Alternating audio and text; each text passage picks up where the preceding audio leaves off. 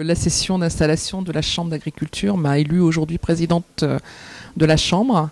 Je mesure l'implication qu'il va falloir avoir pour faire que durant toute cette nouvelle mandature, nous soyons à l'écoute et à côté des agriculteurs, de tous les agriculteurs et agricultrices et de toutes les productions. Les trois axes sur lesquels nous allons travailler sont bien sûr les trois axes de notre campagne FDSEA-JA, à savoir notre métier c'est pour produire, pas de travail sans revenu et bien vivre dans nos territoires.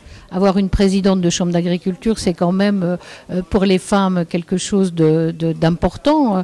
La parité n'existe pas encore tout à fait dans les instances agricoles, même si dans les exploitations, au moins en Mayenne, on a de plus en plus de jeunes femmes qui s'installent. Donc c'est vraiment un point important de montrer que les femmes sont capables de prendre des responsabilités, de s'engager de la même façon que le font leurs collègues masculins. Au-delà de ça, moi je me réjouis de l'élection de Florence Desillières parce que nous travaillons déjà ensemble quand elle était à la tête de la FDSEA, en confiance, en transparence et dans un esprit très constructif. Et je suis certaine que c'est dans cet esprit-là que nous continuerons à travailler comme présidente de la Chambre d'agriculture. S'achève aujourd'hui avec la session d'installation de la Chambre d'agriculture, donc notre campagne Chambre d'agriculture, avec l'élection de Florence Desillières à la tête de la Chambre d'agriculture de la Mayenne, où une large majorité l'a emporté. Au-delà des voix de la FDSEA-JA, c'est aussi l'ensemble des organisations agricoles membres qui nous font confiance.